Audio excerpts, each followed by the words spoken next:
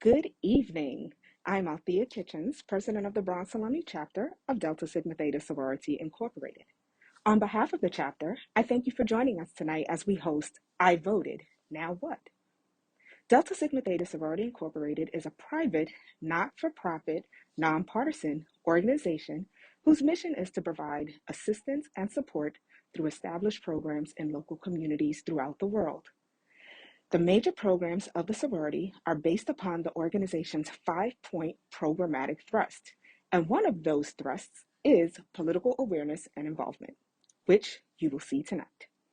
With the Bronx Alumni chapter being one of more than 1,000 chapters that are part of Delta Sigma Theta Sorority Incorporated, we are charged with making sure that the Bronx community is aware and involved in the political process that determines the well-being of our neighborhoods. Our 44th president, Mr. Barack Obama, constantly reminds us that all politics are local. A lot of impact and change happens on the local level.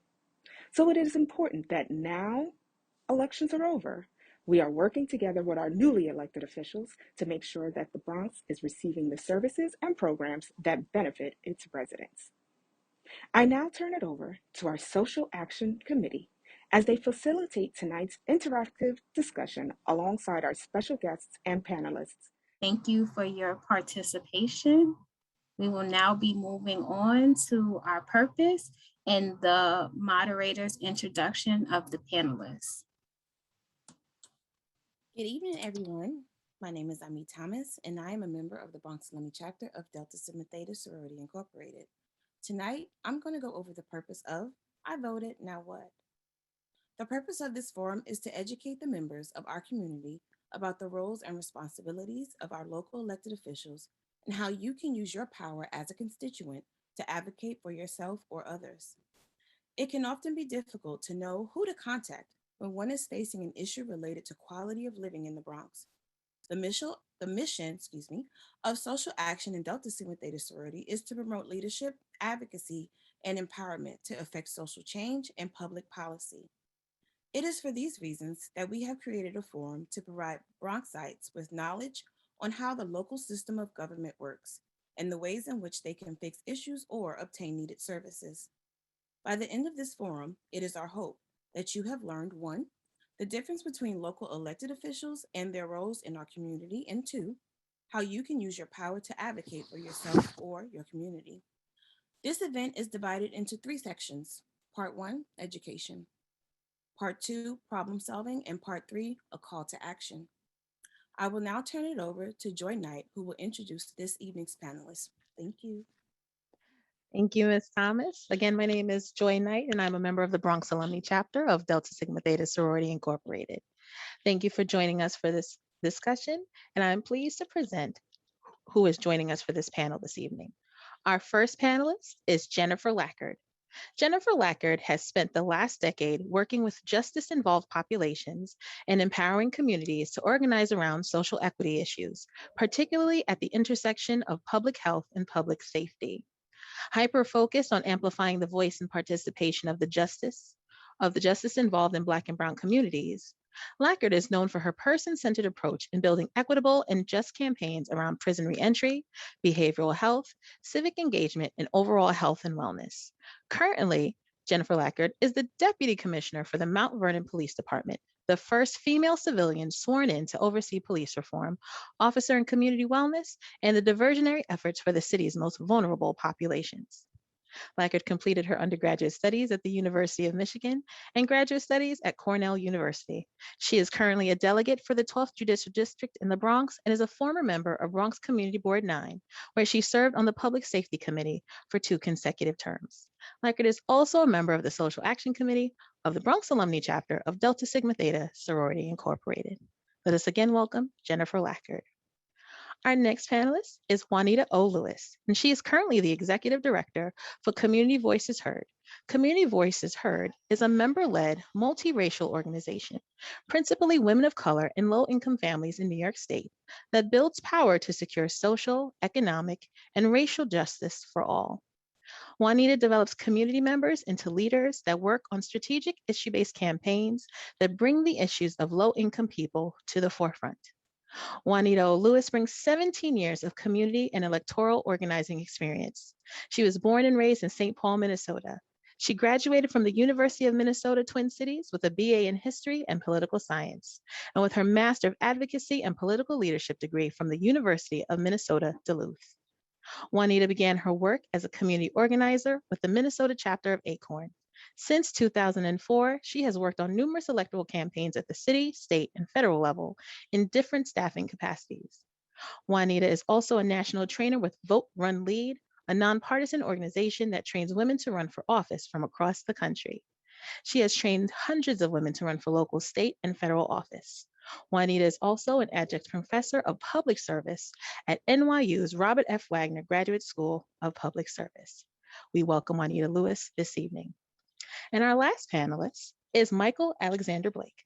He is a proud native of the Bronx, New York, and is the youngest son of Jamaican immigrants. His mother is a retired 40-year manufacturer and raised 4 boys, including a retired Sergeant First Class in the U.S. Army, and his late father was an 1199 SCIU maintenance supervisor at St. Barnabas Hospital in the Bronx. Mr. Blake is the founder and CEO of Atlas Strategy Group Incorporated, which focuses on economic empowerment through increasing access to capital, contracting and opportunities to minority women, and small businesses, along with creating metrics-based programs for social justice and civic engagement for communities of color. Blake has worked with the Washington football team, Echelon, Operation Hope, focusing on financial literacy for individuals and businesses, and Green for All as its national policy director. Mr. Blake served as a 3-term assembly member in the New York State Assembly, representing the 79th District in the Bronx, New York, from 2014 to 2020. Please join me in welcoming all our panelists this evening. We are now going to move into part 1 of our discussion about the function of our local elected officials and community board. Again, welcome panelists, and let's get it started. So, what is the difference between a New York State Senator versus a US Senator? And you can start either Mr. Blake or Ms. Lewis. I always say ladies first, so Sister Lewis, go ahead if you like. Yeah, so good evening, everyone. Thank you so much for this opportunity to be on this panel and to talk about what's super important when it comes to elections and understanding our government and what do we have to do once people get elected into office. So, the difference between a US Senator and a state senator is a US Senator is focused, is representing New York State at the federal level in DC. And so they're looking at federal policies. So right now, we see a lot of the discussion happening around the infrastructure bill or the Build Back Better deal. The senator is supposed to be representing the interests of the state that they're representing. So Chuck Schumer and Senator Gillibrand are there fighting on behalf of residents of New York State. And at the state level, you're really the senator is responsible for representing a district and similarly looking at budgets, right? What are budgets that are necessary to fund our schools? When we're talking about renter laws, right, that passed in 2019, senators are voting of the best interest of their constituents. I know Assemblymember Blake can fill in some more of the difference between that. Absolutely, good to be with everybody. And I got the memo of being the panelist who's doesn't have initials of JL, but we gonna make it work out here right now. Always great to be with the Bronx Alumni chapter of Delta Sigma Theta Sorority Incorporated. Not the first, won't be the last time, and had to be a good alpha and rep our colors right now in that manner. But I know we have to go to on here, so ski fire right there. Simply put, when we think about the difference here, states is representing a particular district. We have 63 state senators in New York State versus U.S. Senate. Of course, we only have 2. And there was a major announcement by U.S. Senator Schumer earlier today of funding secured on public housing, which I know as Juanita knows and others, for CVH World and others, public housing being critical and that federal funding. So shout out to Senator Schumer and that leadership. And as it relates to a state senator, yesterday I actually did a redistricting panel where State Senator Gustavo Rivera was one of the persons to speak ahead of me because of the lines that are going to be drawn. The best way I always try to explain this question when asked of me, there are 150 assembly members, there are 63 state senators, and then there are 4 others that are elected statewide, being our governor, lieutenant governor, comptroller, and attorney general. So you have 217 people that lead the policies for about 19 million people. And so the state senators' work primarily is from January to June in the legislative session, which April is typically when the budget has to be completed by end of March so that it takes effect in April, because our fiscal year starts at April 1st for New York State. So that's when the money starts moving from New York State, as opposed to the U.S. Senator, where activity is continuously happening across the country. Lastly, as was mentioned, what's happening around on infrastructure, which President Biden has announced they're going to sign the bill on Monday, is a major bill, but there's more that needs to be done. And so the Build Back Better bill is the one that would have more social services. This is more around physical infrastructure itself, which is not just buildings and roads and bridges, but also what we got to do around climate change, as we saw throughout COVID-19. You have to address that as well. So significant difference between the two, but both are very relevant in what's happening in our lives here in New York. Thank you both for that clarification. Let's continue. We have some more questions. What are some issues a New York State Senator wants to hear about from their constituents? Ms. Lewis? So what New York State Senator want to hear from their constituents? Definitely what is happening around tenant protections, right? If a landlord is not doing what they're supposed to do in terms of like your rights, you're definitely wanting your senator to know. So because there are policies that are protecting tenants. Also wanting to hear about what's happening at with funding for schools, right? New York State funds public schools, and you're wanting to know if money is being adequately spent appropriately in your school districts, right? And if you feel like that's not happening, you want your senator to know. You also want your senator to know what's happening just locally in your area. And if there are things that the senator can't particularly work on because it's out of their jurisdiction, they will let you know who at your local level is the best person to speak with. But senators are definitely readily available to hear from constituents about matters that are of concern to them in their districts.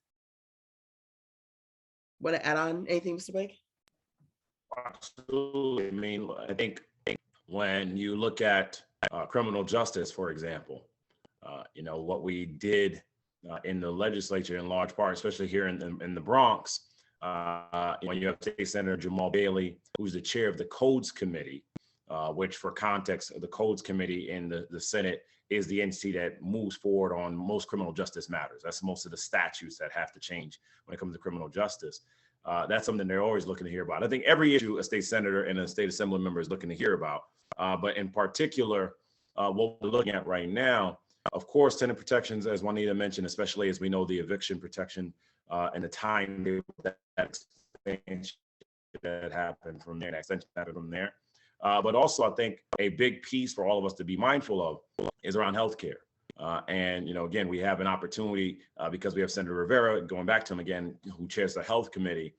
We have a voice that can help us move those conversations in a critical way, especially as it relates to Black maternal health, especially as it relates to what's happening on breathing and the challenges that have been happening post-COVID.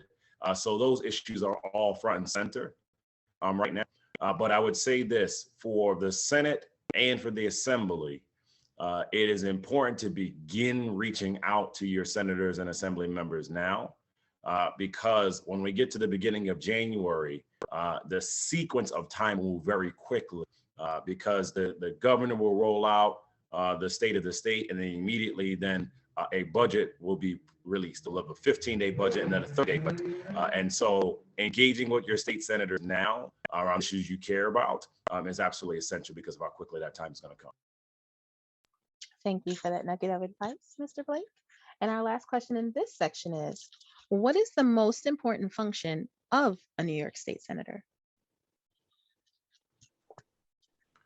Well, I guess, and instead of saying most important, if you will, I'm gonna break the rule there, because I don't know if there's a most, but I would say there are some significant differences. I mean, they have more funding available to them because it's a smaller number. When there are decisions that have to be made on judicial appointments, it's definitely going through the state Senate, more so than the Assembly.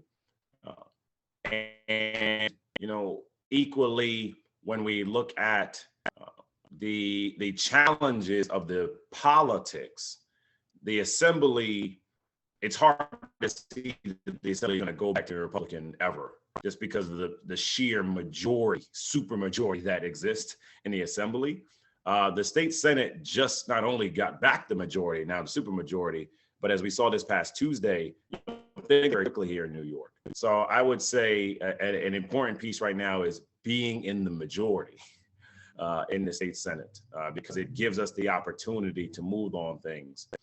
And so, Joy, the reason I'm ending there is because of the redistricting commission. And this is important going into the Assembly question. Everyone may not realize this. Of course, we have redistricting happening, but very simply, there were two maps that were proposed. And you needed to have, there were 10 members on the commission. You needed to have 7 votes to approve it. Because that did not happen, there was 5 votes, 5 Democratic votes for one map, 5 Republican votes for another map. Because that didn't happen, but because we have the supermajority, we now have a chance that if lines are drawn by the legislature, they need a 2/3 approval on that, which of course, to your question, we now have a greater chance of that happening because we have that supermajority. And so to your question around most important, I would say most important for now is the drawing of lines, especially because of what we see happening in other states that have Republican control, where they are going to try Republican dominated maps, and New York has to be the counter to. Thank you. Anything you'd like to add, Juanita? No, Mr. Blake just said everything perfectly. Thank you. Right now, I'm going to turn it over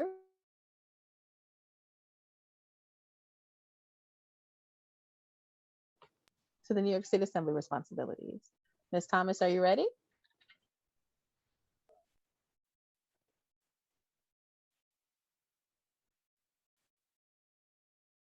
Well, we're going to keep on going. You'll just hear from me again. All right, now we're going to go into the New York State Assembly portion. And so we have some questions. And so I'm looking forward to hearing from both of you regarding this. And Michael, you kind of did an excellent segue into it. So the first question is, what is the most important function of a New York State Assembly person? Well, I know a little bit about this one. So the I think, look, I always remind people at the end of the day, a legislator's primary responsibility is to write and pass laws, right? And so I would say the most critical piece is to have a legislator that is doing that. And in this moment, you know, the Black power that we have is powerful. We should be amazed by it, excited by it, inspired by it. We hold people accountable. Of course, I received that.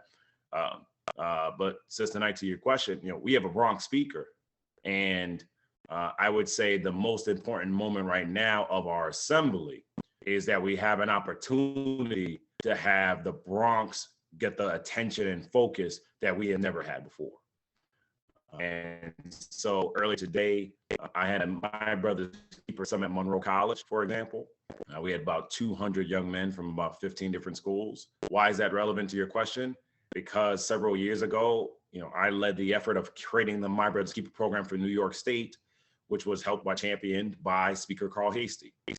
When we got Raise the Age done, it says we held up the budget for a week, led by Speaker Carl Hastie, myself, and Assemblymember Joe Lenthal. So to your question, you know, writing and passing laws, but very specifically, we now have an opportunity to have the Bronx be focused on. And then enough, immensely around housing is paramount and holding the assembly accountable and where we need to go and go further in everything that's been happening.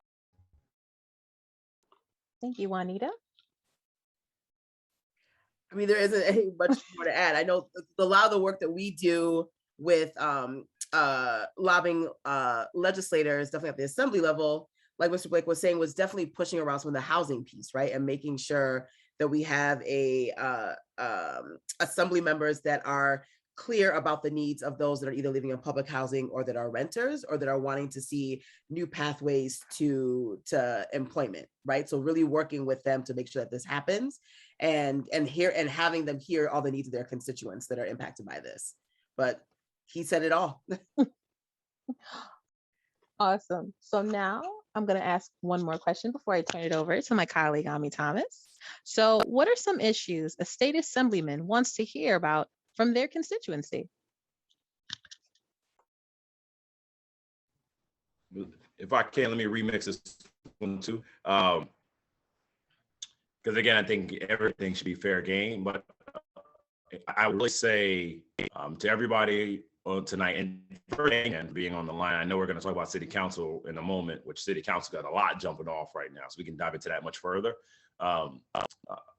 I cannot overstate the importance of two different things. First of all, redistricting. These lines are critical and they're essential, and the Assembly and Senate need to hear from you and what is happening right now. And it is timely. And so please look at the Independent Redistricting Commission and reach out to your legislators to give feedback. So for example, in the 79th district, when I testified yesterday, one thing that I recommended at the request and agreements with Assemblywoman Chantel Jackson is moving the 79th district south from 153rd to 149th. That 4-block difference was a part of our recommendation, because to us, it doesn't make sense that you would stop 4 blocks for the district, because the everyday person doesn't know the difference between 152nd and 149th for their district. And again, that's going to the legislators about that.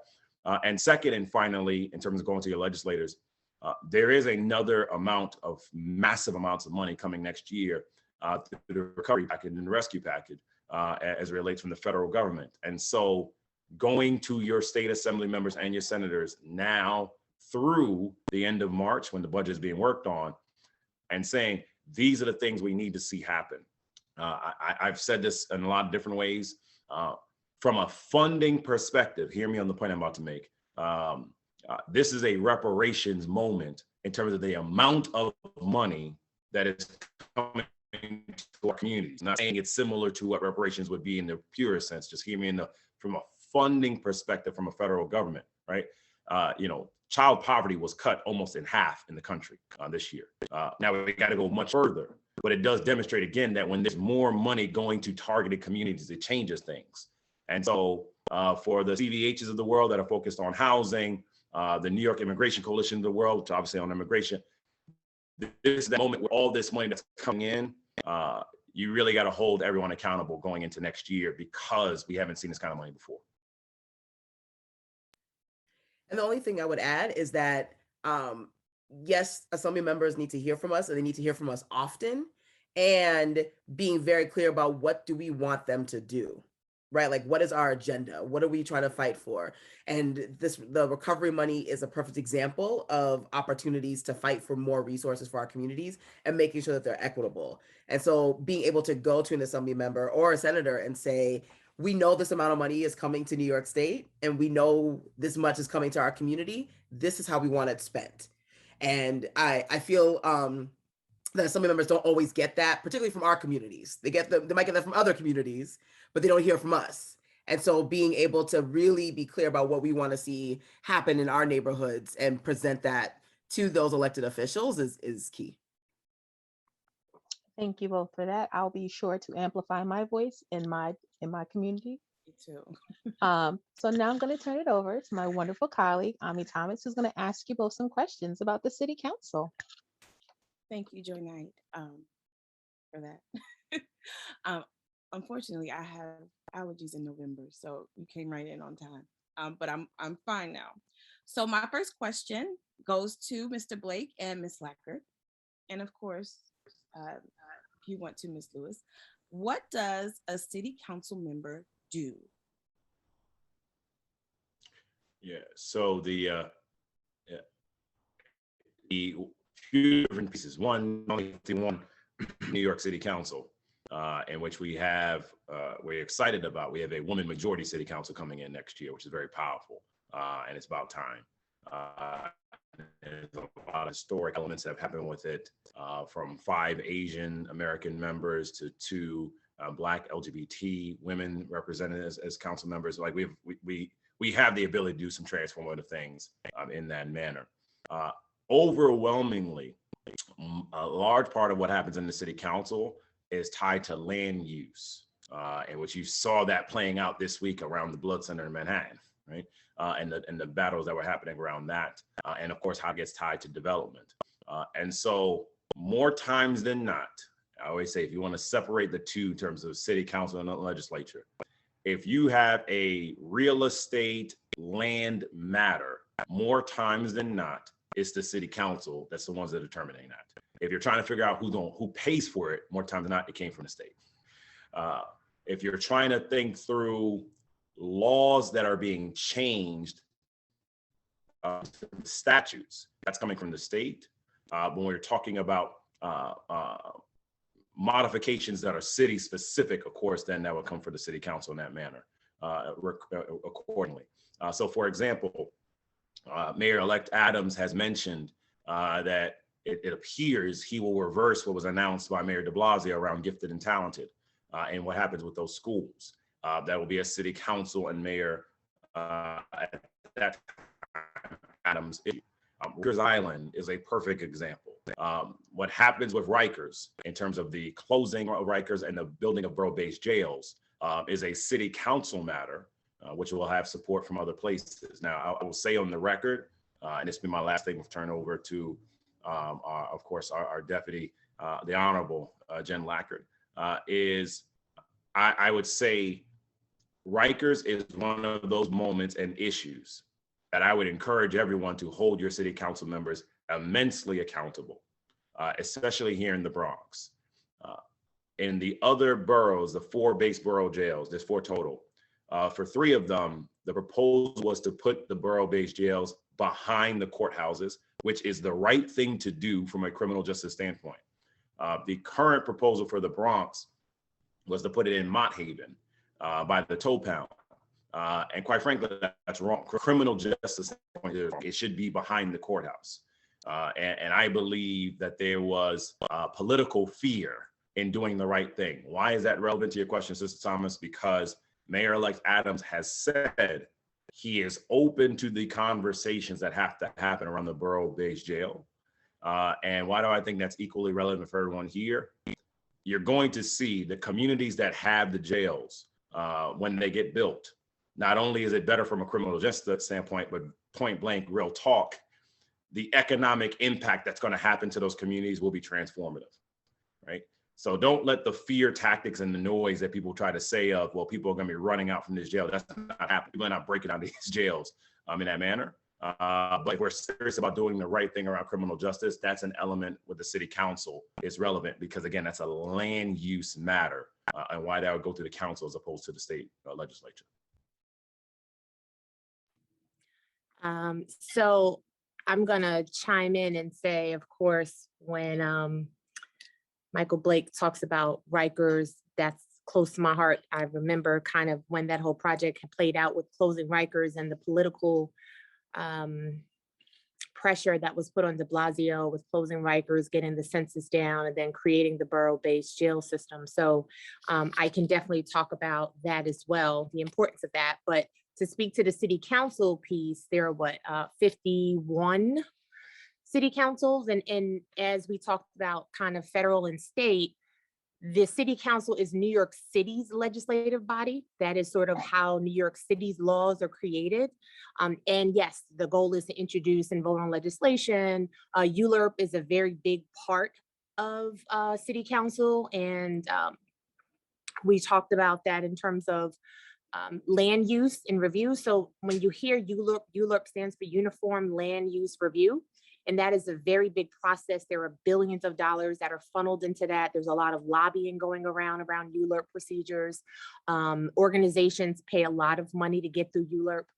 It is very important to look at the impact of that because as New York City having a high cost market with real estate, you're talking about a lot of money And to access and to get a hold of some of these buildings, sometimes these buildings have to go through a thorough review on what's the economic and what's the also environmental impact of purchasing and acquiring use. And so city council kind of oversees that. That's one of their prized possessions, I would like to say, that they oversee, because they get to control kind of what comes into a particular borough or a city. And then those 51 members all they correspond to a district. So in the Bronx, I believe we have there are 9 city council people, I think, in the Bronx. Correct me if I'm wrong. And those individuals represent. So when we go to vote, we all voted last week. So when you vote, and it depends on what the election is, you will see a city council person that might be on. So I think if your city council person was up for grabs, so mine, Raphael Salamanca is in my district, Vanessa Gibson was on the ballot. So her seat was up. And so you have terms, they fill terms and they become term limited. So our Bronx Borough President, Vanessa Gibson, was term limited on city council. And so then she ran for the borough president slot. Her slot then became available and someone ran for her slot. Althea ran for the Alethea. So what you have is city council really being where all of the decisions are made, and you have these 51 members that meet. It's a mayor, city council kind of government model. And so you have the mayor that oversees, and the city council makes this legislation, and they are supposed to work together towards like the adoption of this legislation that's out there. There's also on city council committees. So these committees have different focus, and those city council members may sit as a chair and they rotate. The speaker of the city council, who's currently Corey Johnson, will decide who is going to be sort of the member or the chair of that particular committee.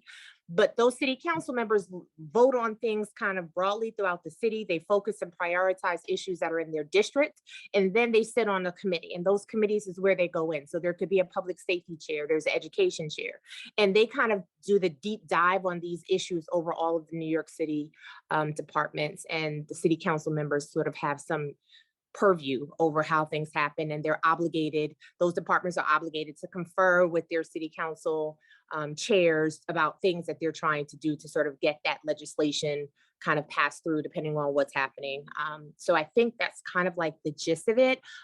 As Michael Blake shared, land use is a very, very hot topic in New York City. It will be every year, just given the value of the property and the power that comes into owning it and getting certain things approved. But they also have caucuses too. So like and you see this in the assembly, like there's sort of the Black and Puerto Rican caucus. Well, actually it's not that, it's like the Black, I know I'm messing it up, but it's a Hispanic population and Asians, they're kind of all a caucus. And so those groups, they also exist in New York City Council because they have like a commonality, whether it's by race or gender. And that's sort of how those caucuses come together, and they decide on what they want to come together for. They don't necessarily have to be part of a political party or from a particular district, but they have a shared common goal, and that caucus comes together to vote and push on legislation or issues that they want to get behind. So that's it. I do want to concur that women are in the majority. Currently, it's being run by Lori Cumbo out of Brooklyn. And so it's a really great time to get out there, but I don't think that city council people are utilized as much as they should. When you look at what city council or city issues that should be, it's like sort of what impacts the city broadly. What city legislation do you want to go out there? What bothers you that would kind of cross boundaries? And that's kind of where that legislation gets created. So I think I talked a lot, but that's the gist of what I want to say about it. It was a wonderful gist. Thank you. You're welcome. Both of you guys. So you kind of hit on my next question, but I guess we can get more specific. And the question is, when should I contact him or her? What would be a good time to contact them? Mike, you want to start off? When not? Right. Okay. When not. And look, I think you have a lot of city council members that are leaving. And so this is very timely. And again, if you have not been following everybody, the blood center debate this week is a perfect example of what, Jen and I were both talking through around, land and what happens around land, because at the end of the day, the sitting council member for that area, Ben Kalos, didn't want to move forward. However, Rafael Salamaco, chairs land use, and others said they did want to move forward, right? So in that moment, there's a lot that's moving, and putting on the engagement hat for a second, I think that'd be the right word to use right here. Since so many council members, as well as other city officials, are looking at their next steps for 2022, there are many of them that are going to be looking to do things right now to be helpful in your communities. And so I would encourage you that for that park, that building, that homeless shelter that has been there for far too long, that you want to figure out what to do instead, so you actually have adequate housing instead of a shelter alone. Because it seems like they only put shelters in parts of our communities, as opposed to actually helping our people get adequate, affordable housing, which Juanita could talk about far better than I can, right? But I think in that moment, you have a timing right now to be very attentive of when to go reach out to them because of what's happening. I also want to chime in on this. So you made talking about kind of the Ben Kalos situation. It's very similar to the borough-based jail conversation, and particularly in the Bronx, because as you know, the Bronx site is not behind the court because that actually fell in Vanessa Gibson's jurisdiction. And there was a lot of pushback for it to go there, but Diana Ayala said, okay, but it can go in mine, right? And so politically, there are the constituents that support and those that come out and fight against it. And I think depending on what side you're on, that's sort of like the squeaky wheel that gets the grease. So to be active and really involved in your community and what's happening, one, you have to know what's going on. I think that's part of the problem. Sometimes people are not kind of tuned in, they're not hearing anything, but they don't know where to go to get the new information. They don't know what legislation is out there. And that's part of what organizations, particularly in the D9, can help with, because sort of getting that out so people can know what's out there for discussion, and so that they know who to contact when there's a question about something. Sometimes people don't even know that, oh, that's in my area. I didn't know that. I see that all the time. No, I don't want that to go there. Who do I call, right? And so it's sort of making those connections, but it's really important for people to see and know where to go.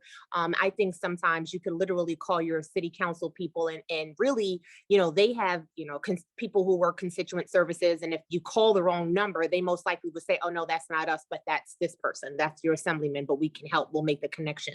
So there really is no wrong door.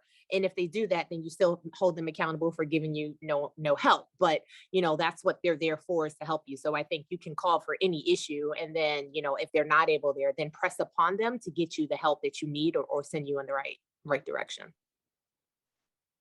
Well, all right. That was really intense, but I learned a lot. So thank you for that. I have some more questions, and these are about the community board. So, of course, I know all three of you know a lot, but I am focusing in on you, Ms. Lackard. All right. So my first question is, what is the purpose of the community board? So when we talk about city council, now we're going to take it a little bit more micro and talk about sort of your borough. So community boards, there are 59 community boards throughout the city. And in the borough of the Bronx, there are 12. And so community boards then take districts up, and there's a map that if you go to the borough president, and all of those community boards kind of file under the office of the borough president. So in the borough of the Bronx, 12 of those community boards are kind of nestled under the borough president's office for the Bronx, so at 851 Grand Concourse. And that's sort of where all of the community boards kind of like get all their marching orders from, they all report to, they all responsible under the borough president's office. And then they are elected. There's a district manager that oversees each community board. So there are 12 district managers in the borough of the Bronx. And then that is the paid staffer. That is a person who is paid a salary to sort of run the day-to-day operations of the community board. There are maybe 1 to 2, depending on their budget, staffers that they have there, and they do the answering the phones, doing the responses to people in the community. And then there's also a board. So there is a board of people who are elected. It's a voluntary position. Those individuals are elected. They actually apply they may be recommended by a city council person. Usually there are sort of preferences from city council people for the actual community board spots. But if not, you also apply, and then the borough president makes a selection on who for each of the 12 would go into the community board. And then they serve a 2-year term. So for me, I served 2 terms, so I served 4 years on Bronx Community Board 9, which is where I live. People who serve on the community board have to either work or live in the borough or party in that district of which they're applying. And then they are able to serve in a capacity. Their goal is to attend meetings. They have to attend general board meetings, which are now virtual. They were not when I was on the board. We had to sit in there for 3 hours every night, every month, 3-4 hours. And then you're supposed to select a committee, 1 to 2 committees that you serve on in that capacity on that community board.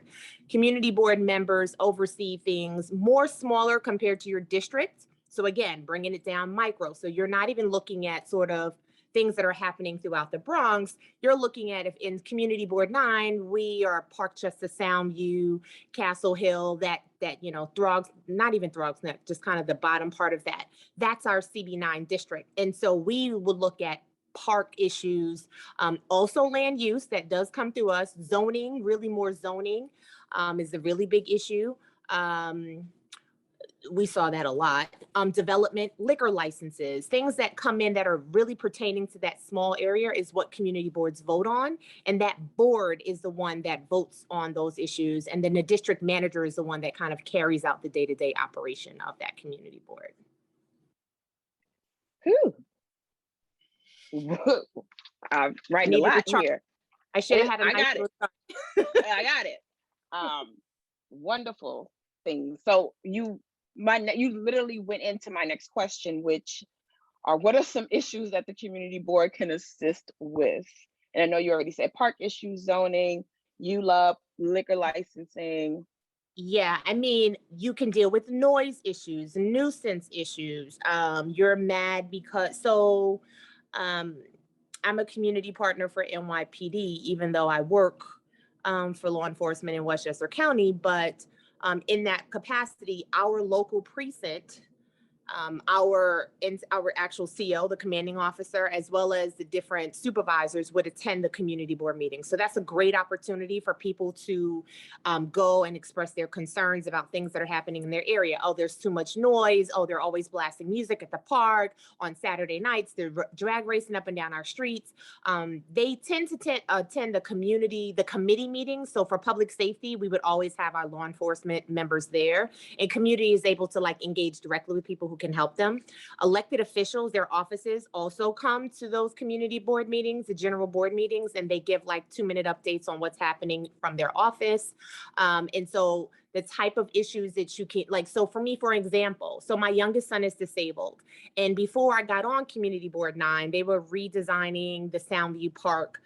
They had taken down a park and the playground, and I wanted them to put a handy accessible Genio swing so that my son could ride in the swing at the park, but he can't sit in a traditional swing. And so I wrote a letter to the community board. I stated the need. I said, I'm aware that there's some changes going on in the park. I would like for you to have this swing installed for my son. There are no parks here. I think Orchard Beach was the closest park at the time that had a swing for kids that were disabled. They're usually that big red swing that everyone tries to go and get into. But I made that argument. I submitted it to the community board. They responded to me. They added that to the budget. And voila, there's now a handicap accessible swing in the park. So usually concerns can just get written to them if it's something as simple as we would like to request it. And then I didn't even have to attend a meeting because I think that was a simple issue. But some people have questions around education, the schools that are coming in, conflicts that they have with a school principal or a teacher, or they're concerned about safety. And that might expand across an education and a public safety committee. So you kind of go to the general board, you may go to both committees, but you kind of keep both committees accountable so that when it's time for a vote or getting one of the committees to put up legislation that will help you deal with your issue, you now then have the backing of the different members of those subcommittees to say, yes, this constituent did come to our meeting, did share their concerns, concerns. They gave us the background, we reviewed it. We do think that this is great. Or they may have questions and then they ask you to go back and you to answer the questions or get the concerns, or they'll do some of the legwork that you might need. But again, those are, we have parking issues in our district. Some of the bus lanes were converted and there's parking that was taken out. The list goes on and on. All of that, if it pertains to your local, like where you live, a couple of blocks, your neighborhood, all of that goes to the community board. So it behooves you to establish a relationship with your community board district manager, with members of your community board, attend 1 or 2 meetings, especially if they're virtual. And it doesn't hurt for you to sort of get to know some of the community board members, because those are the ones that will ultimately vote on things if you want to put it in front of the community board. Wow, thank you all. You guys hit all the points, and we have 1,000,001 reasons of why we should be very much involved in our local community. So thank you guys so much. And I'm going to turn it over to Mo George to discuss what it means to advocate, organize, and find a service. Thank you so much. Hi, everybody. Thank you, panelists. Wow, this is a really rich conversation. So one of the things that, the title of tonight's is, I vote what next, right? As a community organizer for years, Juanita's laughing. Me and Juanita used to work together, Community Voices Heard, for a number of years. And a lot of the things that we did are based in community approaches, right? So a lot of folks now, you hear organizing.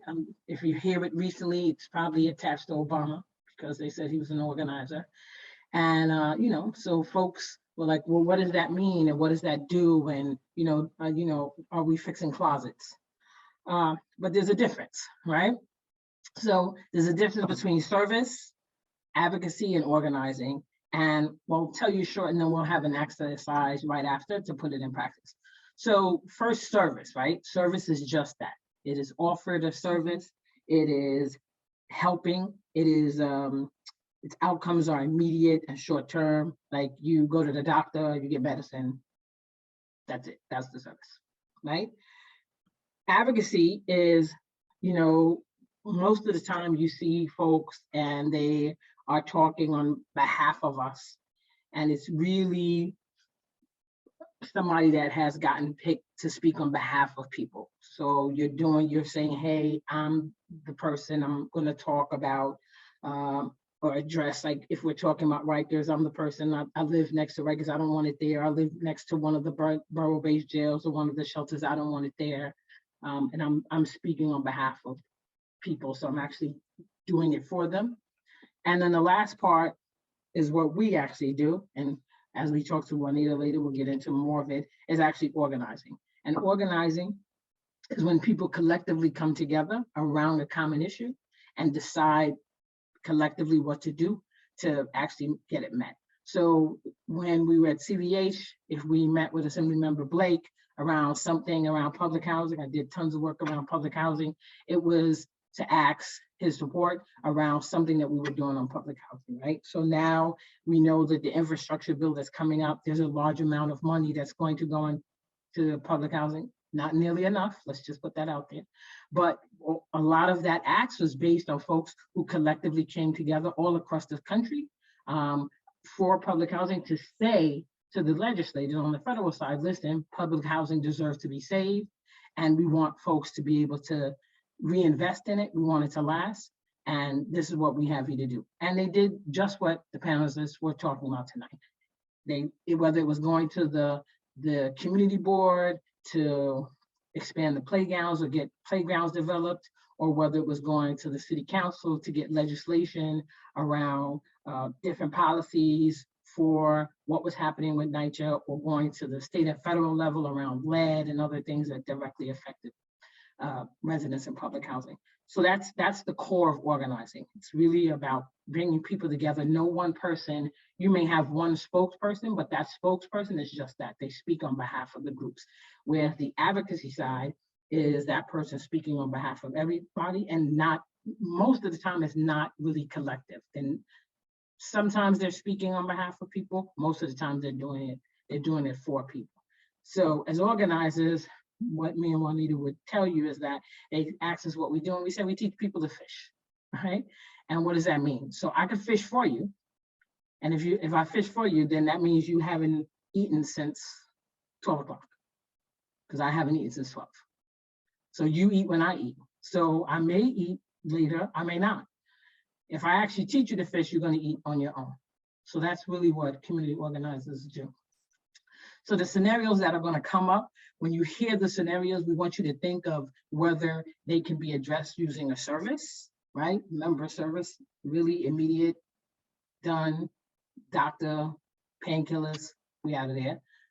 Advocacy, where one person can go and is doing it for somebody, or organizing, whether it's people collectively coming together to make a decision to move as one, and shift power and win power, ultimately to win power. So I think the next steps, we're going to actually go into the scenarios and have some fun and talk this stuff out. All right, group one, let's hear what you got for us. Okay, we have one of our group one meetings who's going to chime in and tell us what we talked about. Hello, good evening, everyone. So group one, we discussed Anna. The first thing she did as far as service and immediate was going to the ER to get assistance for her children. And we talked about as far as getting involved and going to a bigger platform to get assistance with the trucks is going to her community board meeting and her talking to a couple of her neighbors and trying to gather people to go with her so they can make the change and for the trucks to stop coming down her neighborhood and her block. I think that about sums up what we discussed.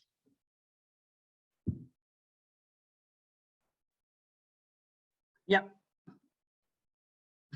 That's it. So what's Good job, Anna gonna team. do? What's Anna gonna do to try to solve this problem?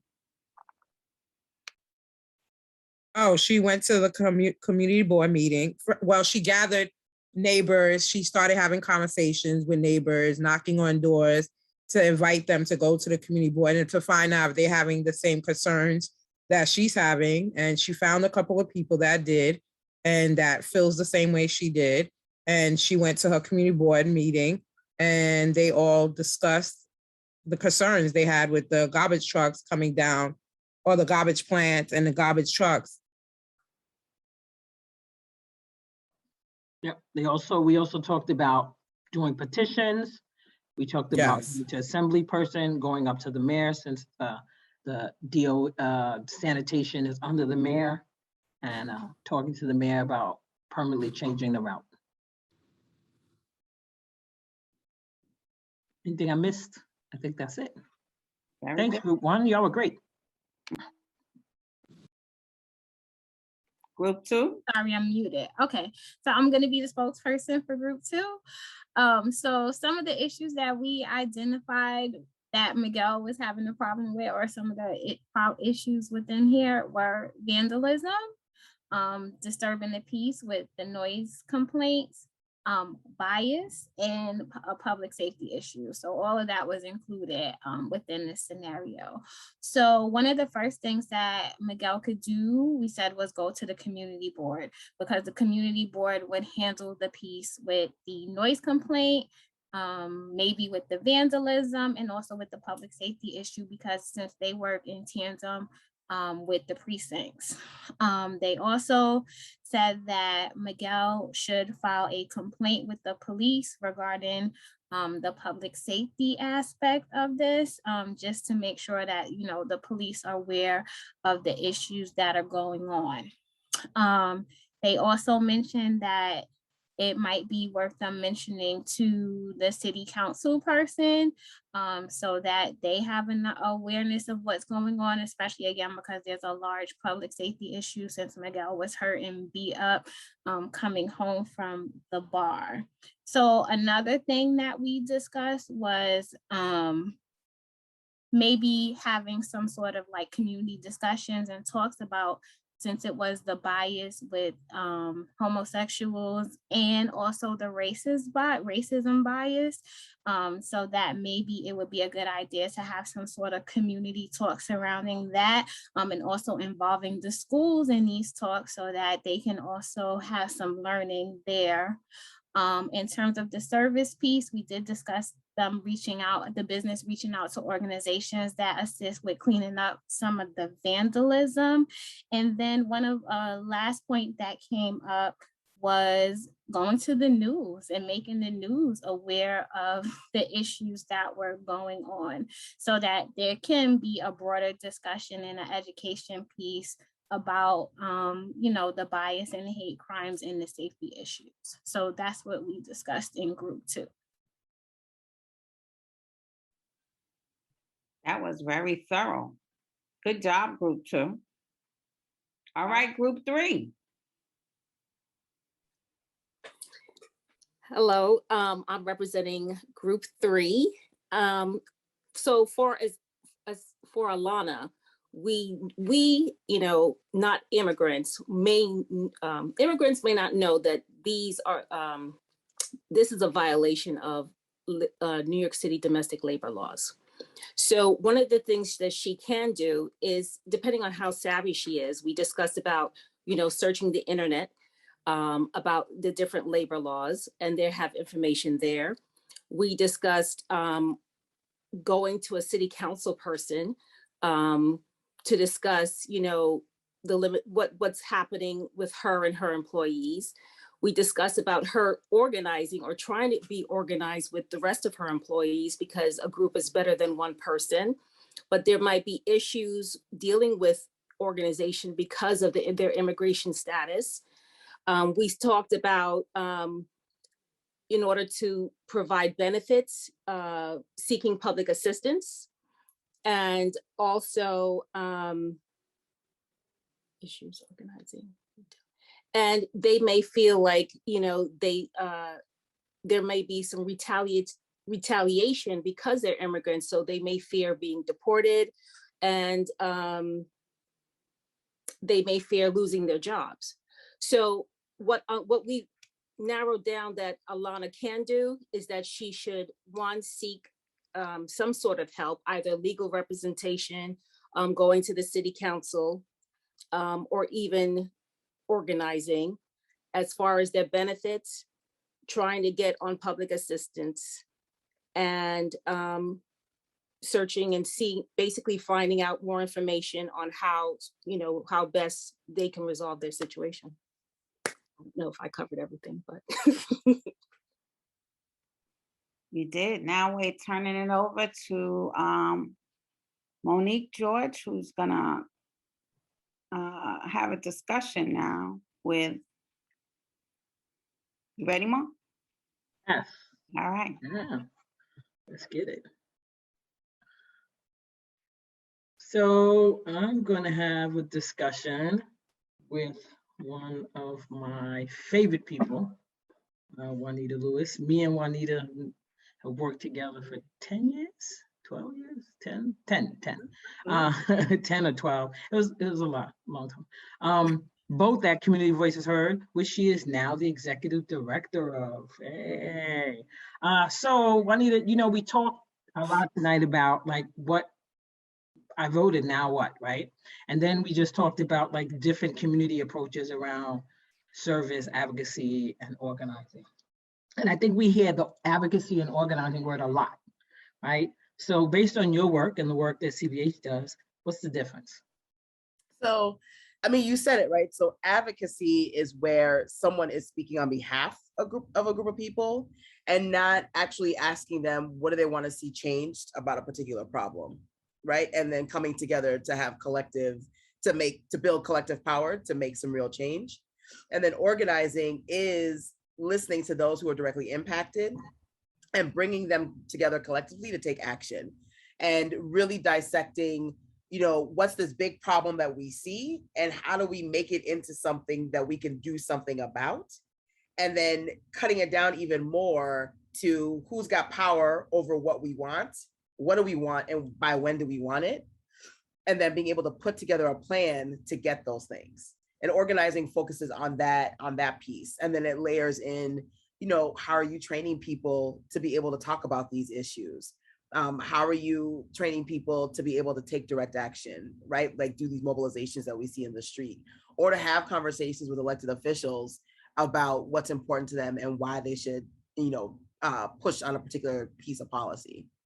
And all those things are important, right? Like we need service and we need advocacy and we need organizing.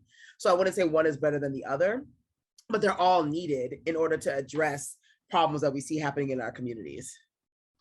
So CVH is an organizing organization. Why? Why organizing and not advocacy? Because when CVH was founded, it was founded by women who were directly impacted by being on public assistance and having to work for their welfare benefits. And at that time, there were a lot of organizations that were speaking on behalf of those in public that have public assistance, and not enough organizations made up of those who wanted to change those policies and to speak for themselves, right? And be able to say directly, this is what my experience has been like. And CVH just knew from its founding that they wanted to be an organizing group, right? They wanted to be able to put pressure on those in elected office to make those decisions. They wanted to elevate the voices of those who were directly impacted around those issues to be able to say, we want this to change. And we want it to change because we know what's happening and what needs to change. And so it was a choice that they knew, like, this is the kind of organization we wanted to create and build. And over, this time now, we haven't changed that. We're still that organizing group that still does that. Right. So you guys work with a number of elected officials across city and state, Assemblyman Bake, right? I remember working on his campaign. We was back at CVH. So tell us, right? And you've got, I can't even talk about how many wins, but what's a recent win look like with an elected official? Like, what does that look like for folks? Especially, let me just add, because when we were in the group, we were talking about the fact that, there's this thinking that, oh, Black folks aren't doing it, folks of color aren't doing it, we're not coming together. And I was saying, we're actually coming together more than folks think, right? So and for folks out there too, we're going to get into questions too, larger questions for the panelists. If y'all want to start to put them in the chat, we can. But back to you, Juanita. So just tell us what that looks like on the ground. Like, what is a win? So I'll talk about two different wins, right? So we have two arms of our organization. In our nonpartisan arm, our Community Voices Heard, our C3 arm, does a lot around issue-based stuff, right? So I would say one of our big wins that we had was actually, I'll talk about the state level, right? Back in 2019, when the rent laws were happening, right? In New York City, Westchester, and Long Island, those communities were able to have rent control.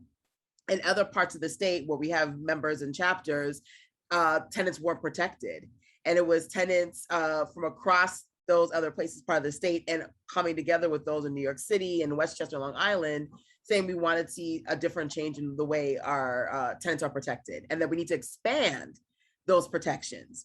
And because of a lot of work that happened pre-2019, right, we were able to see those changes happen. And it didn't just happen because we just wanted a new set of tenant protections. Elections also happened. We saw new people come into office, and a lot of them running on a pro-tenant platform. And so as soon as they got into office, groups like ours and others said, okay, you're there now. This is what we want these tenant protections to look like. And so for months, we were lobbying all these elected officials and pushing them around what we wanted to see the tenant protections and expansion look like. And in 2019, we got that. And so, and now we saw this recent win around the extension of the eviction moratorium, right? When it was ending, and we knew that money was about to, money was coming out very slowly for New York State. It was organizers and activists that got in the streets and said, look, at now, Governor Hochul, it's time for you to extend this moratorium. And now we see that it's extended coincidentally on January 15th. Just want to say, AKA Founders Day. Want to say. And so making sure, I was like, that was just a sign. So that's saying that those who needed additional protections around that so they won't be evicted, that now is extended, right? And that happened because of elections. That happened because people were getting out there and getting into the streets and knocking on doors and putting pressure on elected officials to make this happen. Mm-hmm. So one thing, and before we turn it over to ask folks in the audience questions, so what would you give folks who are just, want to make a change and they don't know how to start? Say it one more time. So what would you tell folks to do who want to make a change and don't know how to start? Yeah, so the first thing I would say to folks is, like, what is the thing that you want to change and why, right? In organizing, we always talk about the why of a person. Why is this so important to you? And understanding like the personal story behind it. And then I would start to ask, well, what are things that you already know about this particular thing? So if someone said, I'm sick and tired of the fact that my building doesn't have heat, right? Clearly, I would ask why that's important to them. They'll say, because I want a place that's warm, right? I pay rent, my place should be warm. And then we'll go deeper into, well, have you talked to some of your other neighbors to see if they also are experiencing this, right? And then saying, well, we should think about doing a petition. Who do you think that petition should go to? And then, and people might say, oh, it should go to the landlord. And then we would go bigger, right? Because the landlord is just one entity. It could be the person that owns the building, right? And then go further into the board of directors. And I would also say, outside of having those conversations and finding out who would own those things, is to find out, well, are there organizations who do the work, who work on those issues that you care about, right? Mm-hmm. Because there are lots of organizations in New York City that do amazing work, that are working on a plethora of issues. And sometimes we're just like, we just don't know where to go. Mm-hmm. It's a simple thing as Googling, right? Like organizations that work on X. You could definitely ask like city council members, like we're talking about, calling city council offices to ask, who are people that work on these types of issues, to get a sense of who do I talk to in order to get involved in stuff. And there are all these different layers, right? For those who want to take more of like the organizing activist route, definitely linking up with organizations like a Community Voices Heard, right? Who also do policy and things of that nature.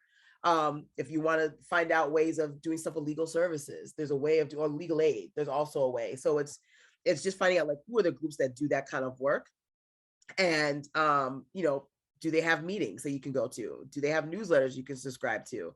Is there someone that you can talk to? So we're starting to get some questions. The first question is, okay, so we're talking about voting, mm-hmm. right? And there's always this sentiment that voting doesn't matter. Mm-hmm.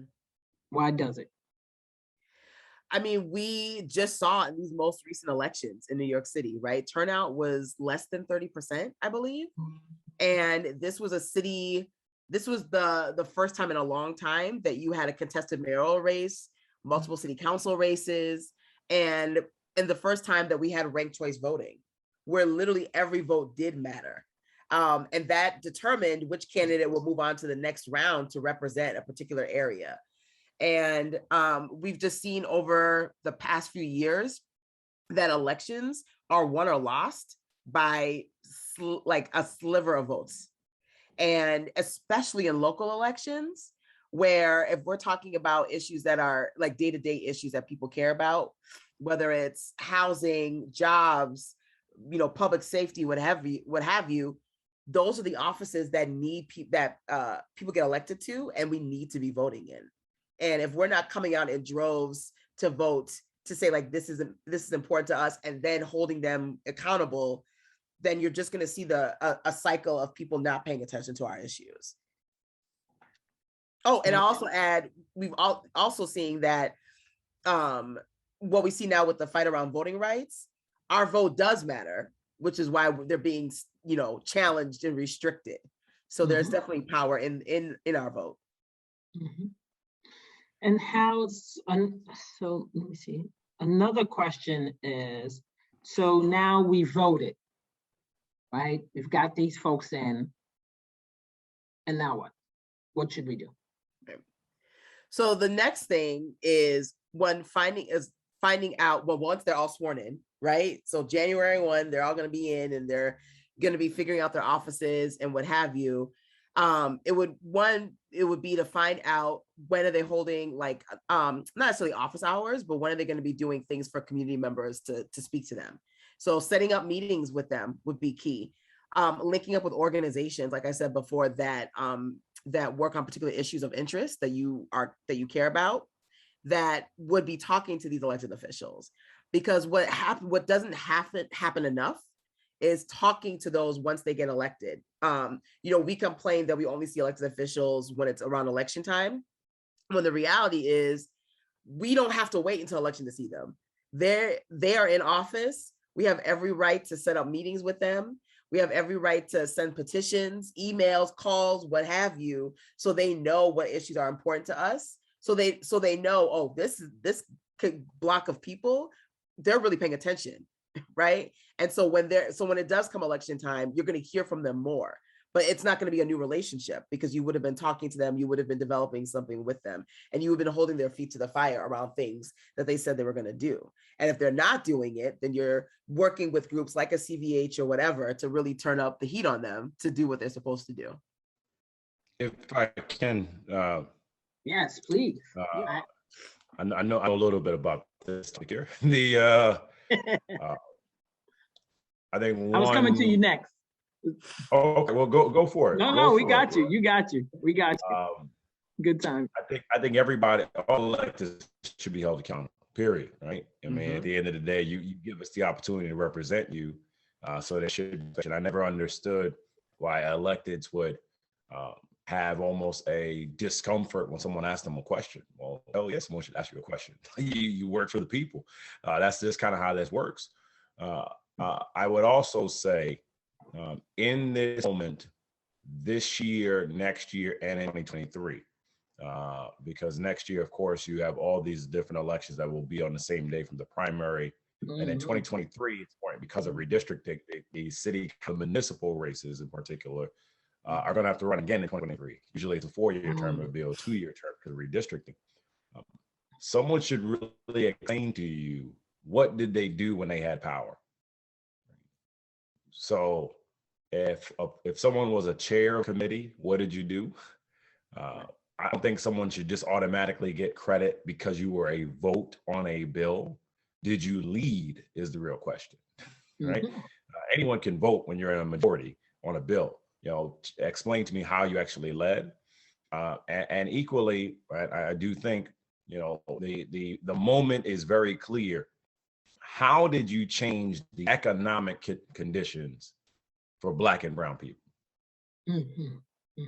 Not just like, okay, I helped get you by because it was a pandemic, I helped us figure out an emergency. How did you change the game, right?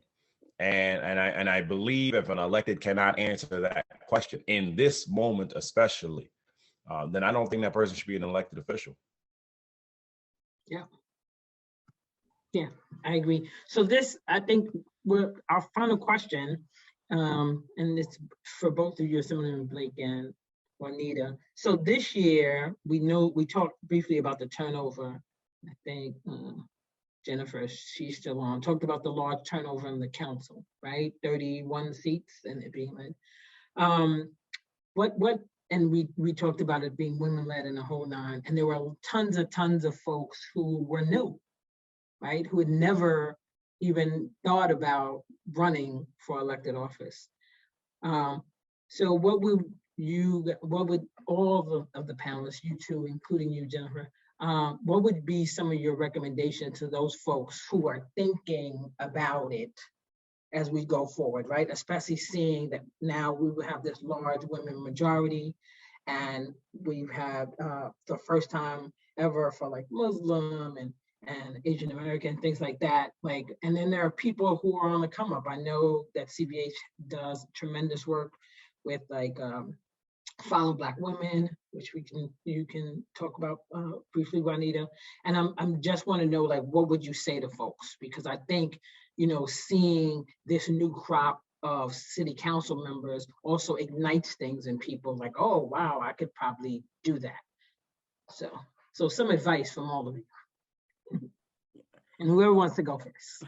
So the first thing I would say is, so a lot of the council members that ran and won our sister org, CVH Power endorsed. So yay, majority of women of color on the council, right? And I mean, all of them were themselves. They were authentically who they were. And so I would say, like, that's number one, right? To be who you are, be clear about your values and clear about why you're running on your values. And then the second piece is not to be afraid to ask for advice, because running for office is hard. And then you're done, right? You win, that's great. And now you're in office. And so definitely seeking the counsel of those that have been there, that you respect and you trust, ask questions. Don't be afraid to go back to the groups that supported you, because definitely we're going to be there, you know, talking to you about things we want to see happen, but also use us as a resource, right? Not to feel like they're isolated around that. There'll just be a couple of things.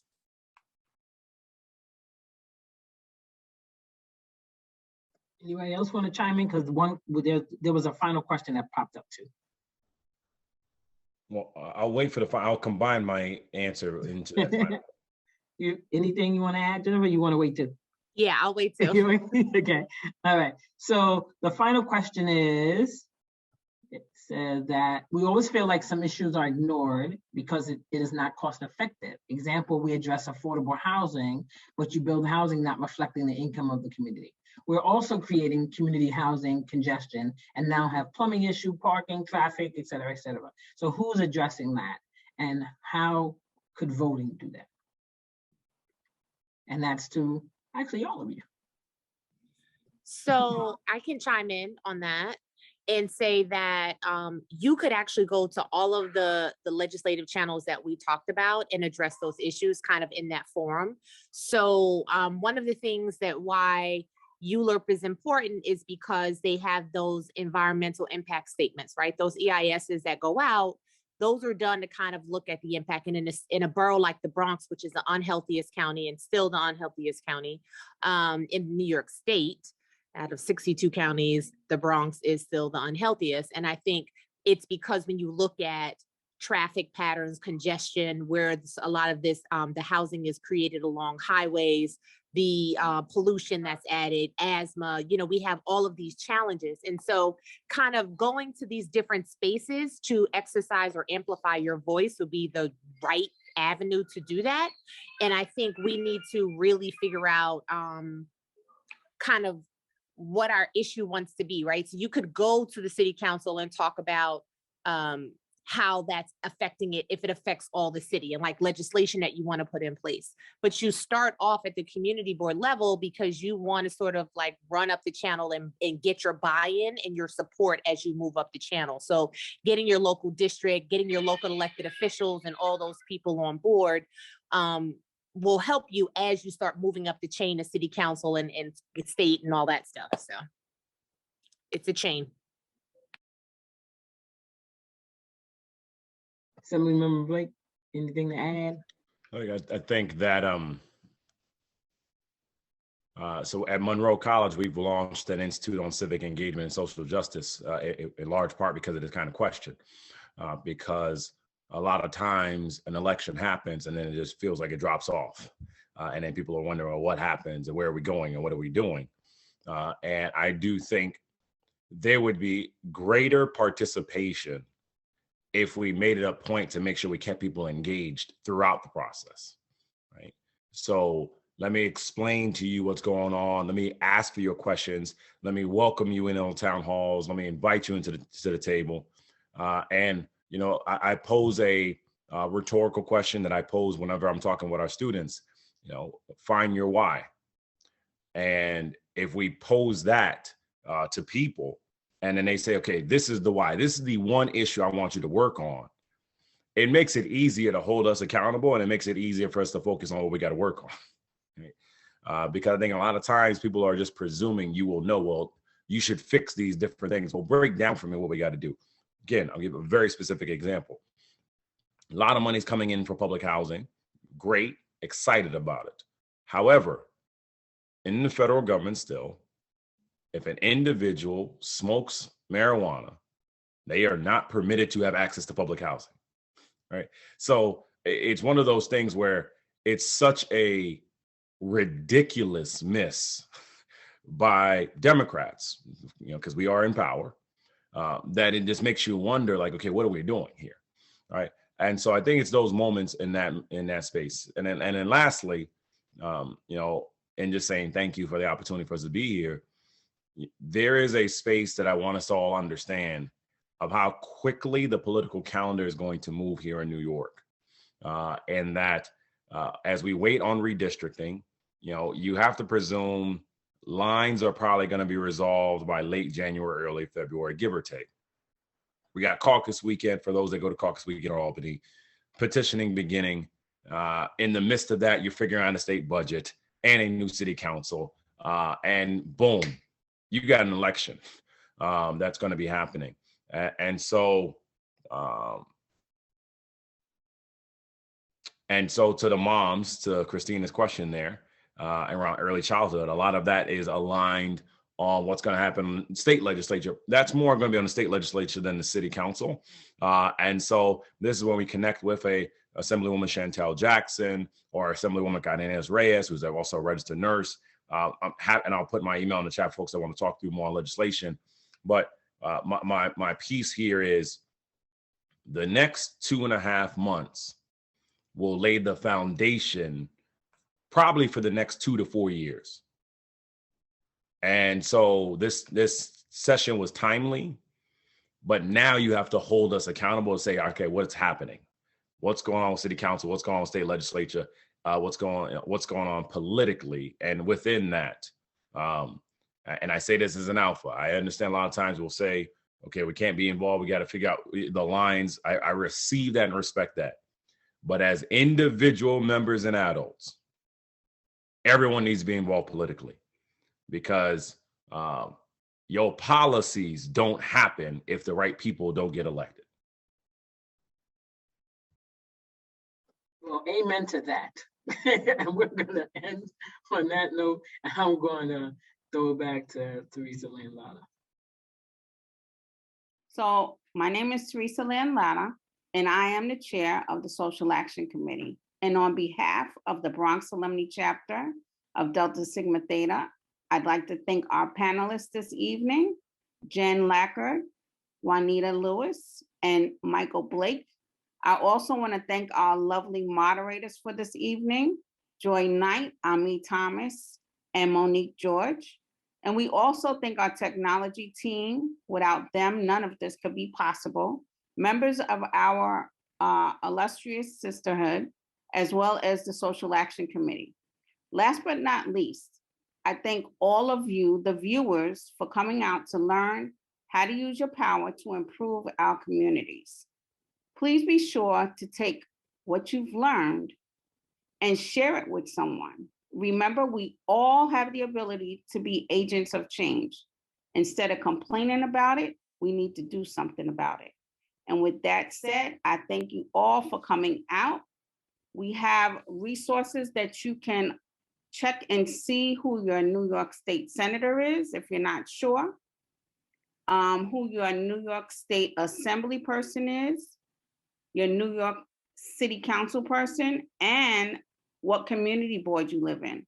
It's important for you to know all these things, and more importantly, to get involved. So thank you this evening. I hope you enjoy the rest of your night.